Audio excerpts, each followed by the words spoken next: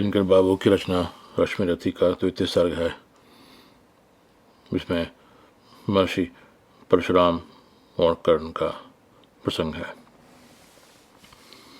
शीतल विरल एक कानन शोभित अधिकता के ऊपर कहीं उच्च प्रसव में चमकते भरते, कहीं शुभ्र निर्झर, जहां भूमि समतल सुंदर है, नहीं दिखते हैं पाहन, हरियाली के बीच खड़ा है विस्तृत एक उटज पावन।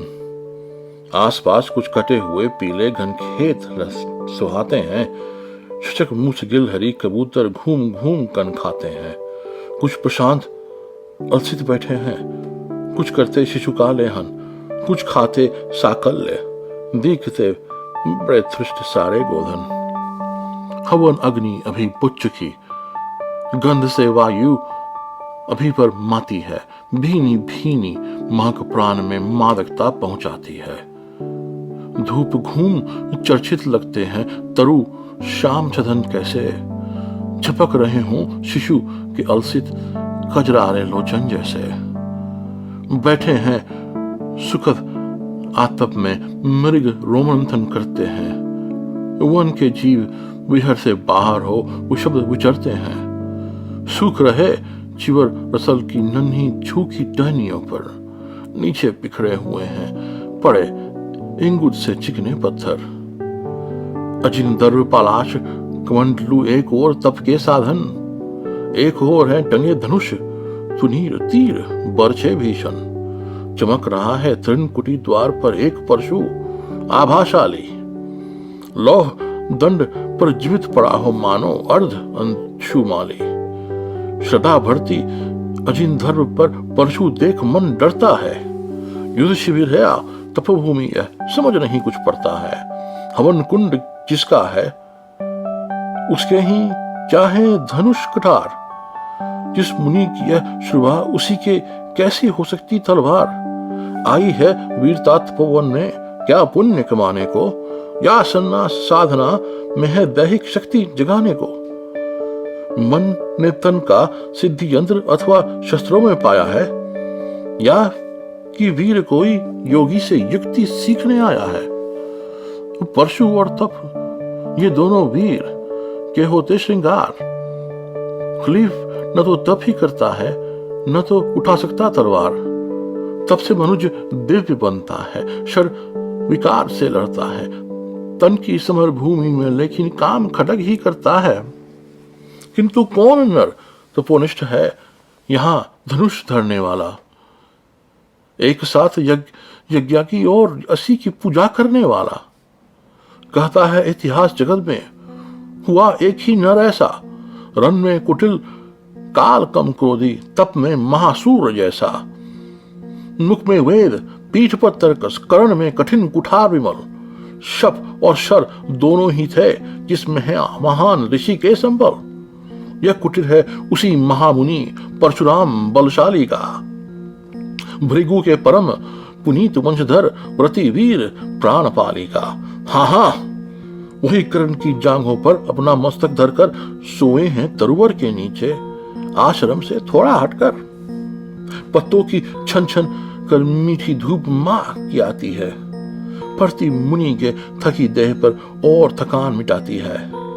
कर्ण मुग्ध हो भक्ति भाव में मग्न हुआ सा जाता है, कभी जटा पर हाथ फेरता पीठ कभी सहलाता है। चढ़े नहीं चीटियां बदन पे, पड़े नहीं तृणपात कहीं। कर्ण सजग है उचट जाए गुरुवर की कच्ची नींद नहीं।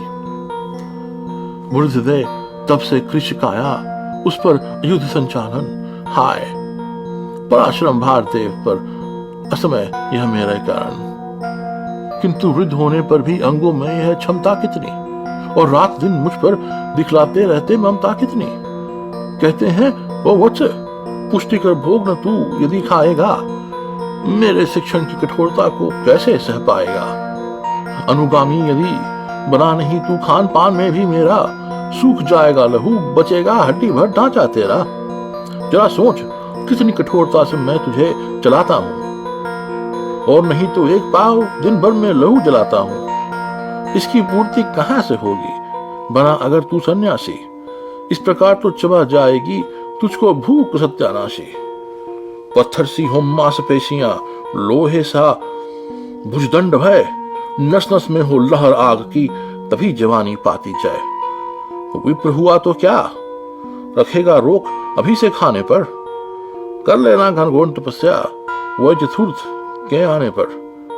ब्राह्मण का है धर्म त्याग पर, क्या बालक भी त्यागी हो। जन्म साथ शीलोक के ही क्या वे अनुरागी हो।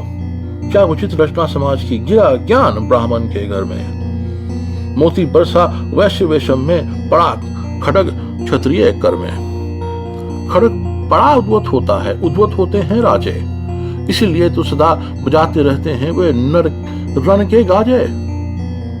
और करे ज्ञानी ब्राह्मण क्या, असी विहीन मन डरता है। राजा देता मान, भूख का वह भी आदर करता है।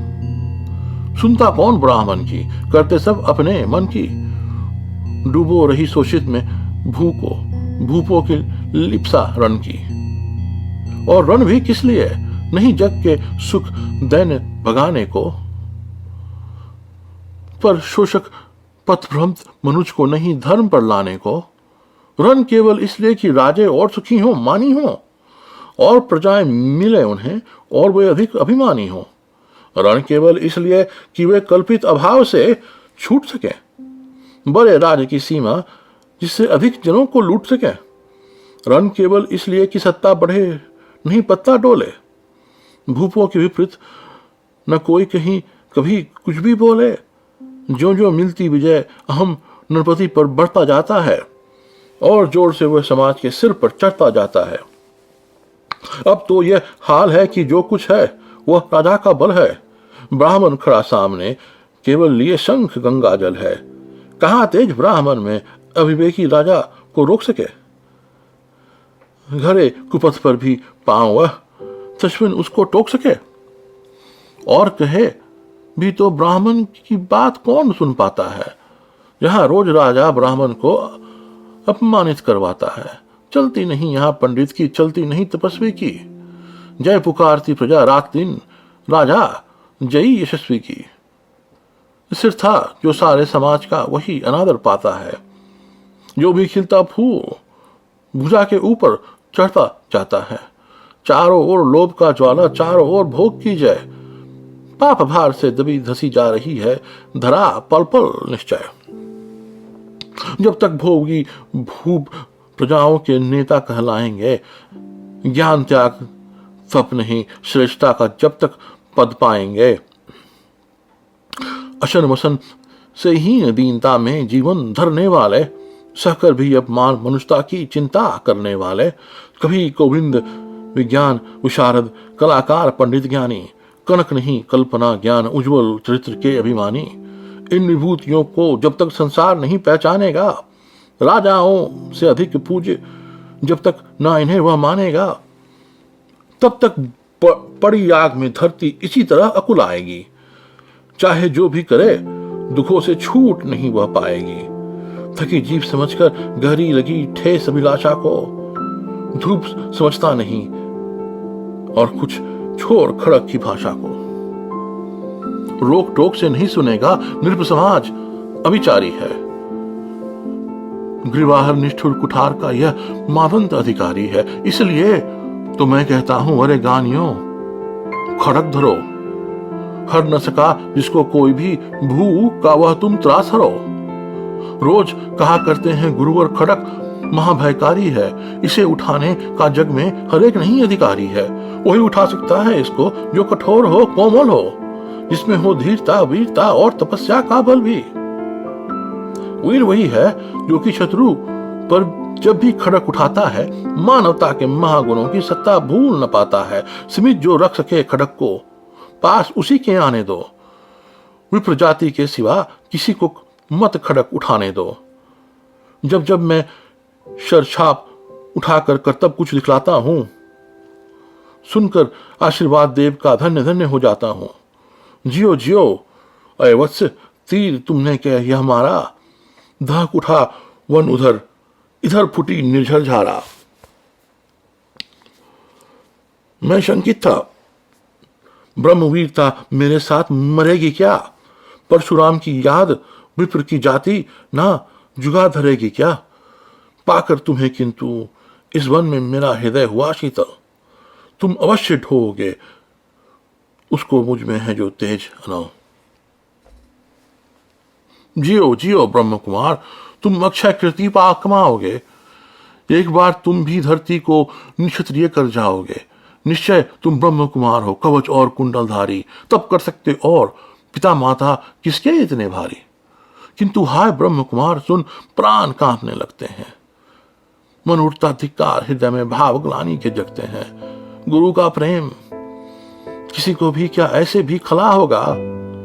और शिष्य ने कभी किसी गुरु को इस तरह चला होगा? पर मेरा क्या दोष, हाय मैं दूसरा क्या करता? पी सारा अपमान द्रोण के मैं कैसे पैरों पड़ता। और पांव पड़ने से भी क्या गूढ़ ज्ञान सिखलाते हुए। एक क्लब सा नहीं अंगूठा क्या मेरा कटवाते हुए। हाय कर्ण तू क्यों जन्मा था? जन्मा तो क्यों वीर हुआ? कवच और कुंटल भूषित भी तेरा अधम शरीर हुआ। धस जाए वह देश अतल में, गुण की जहां नहीं पहचान। जाति गोत्र के बल से ही आदर पाते हैं जहां सुजान। नहीं पूछता है कोई तुम रति हो, वीर या दानी हो। सभी पूछते सिर्फ यही कि तुम किस कुल के अभिमानी हो। मगर मनुष्य क्या करे? जन्म लेना तो उसके हाथ नहीं। चुनना जाति और कुल अपने बस की तो है बात नहीं।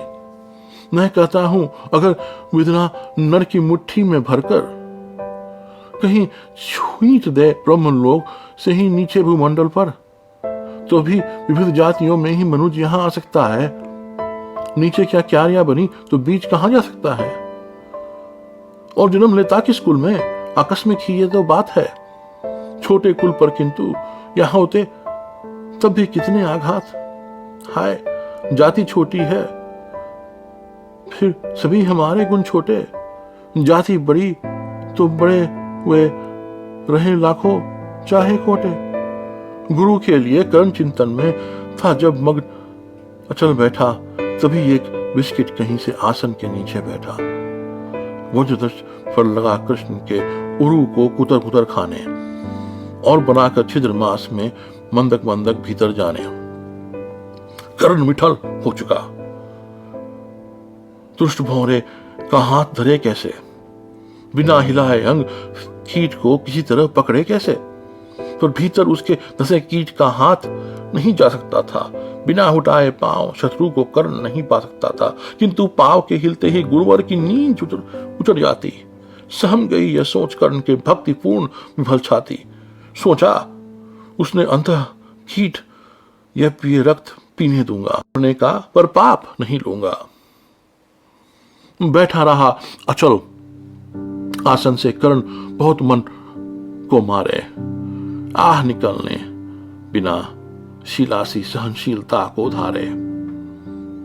किंतु गर्म धार को सहसा आन लगी तन में। परशुराम जग पड़े रथ को देख विस्मित वन में। कर्ण छटपट कर उठा, इन को से गुरु से आज्ञा लेकर बाहर किया कीट को उसने छन में से उंगली देकर। परशुराम बोले शिव शिव तूने यह की मूर्खता बड़ी। सहता रहा अचल जाने कब तक से वेदना बढ़ी। तनिक लगाकर कहा कर्ण ने, नहीं अधिक पीड़ा मुझको।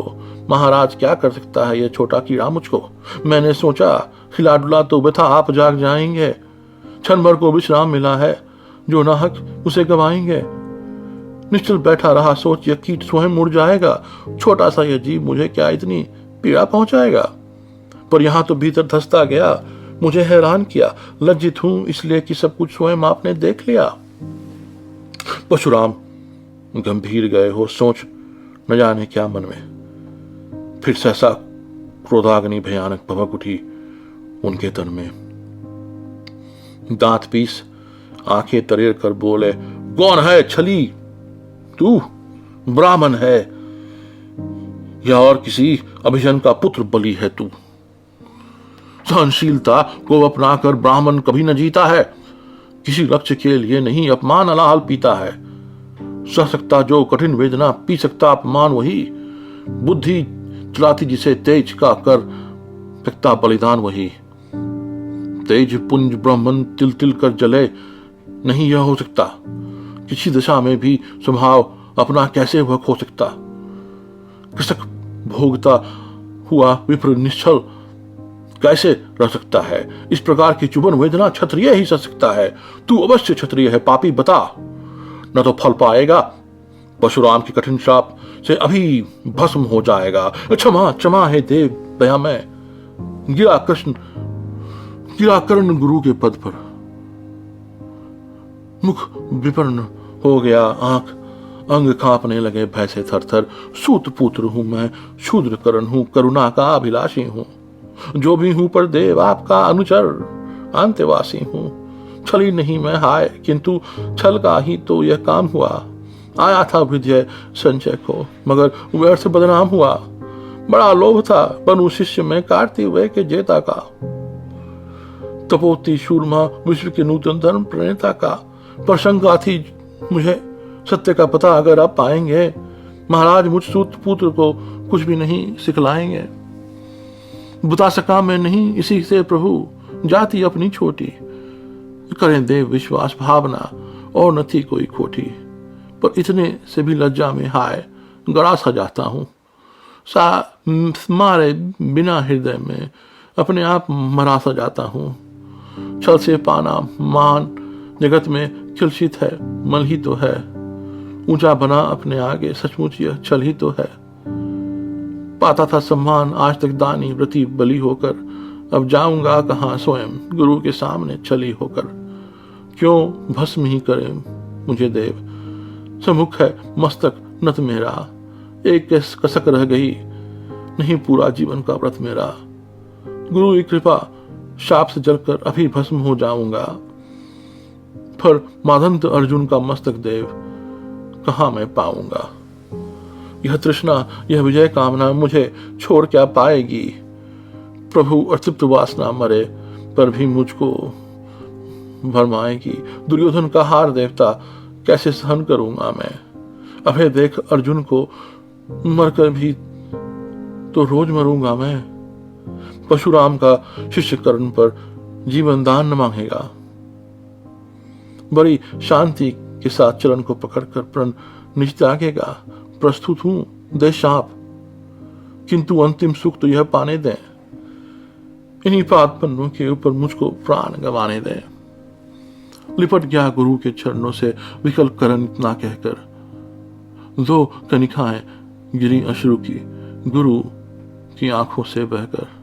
बोले हाय करण, तू ही प्रतिपट अर्जुन का नामी है। निश्चल सखा धृतराष्ट्रों का विजय विश्व का कामी है। अब समझा किस लिए रात दिन तू ऐसा श्रम करता था। मेरे शब्द शब्द को मन में क्यों सीपी सा धरता था। देखे अज्ञात शिष्य द्रोण को भी कर्तव्य कुछ सिखलाया, पर तुझ सा जिज्ञासु आज तक मैंने नहीं पाया। तूने जीत लिया था मुझको निज पवित्रता के बल से।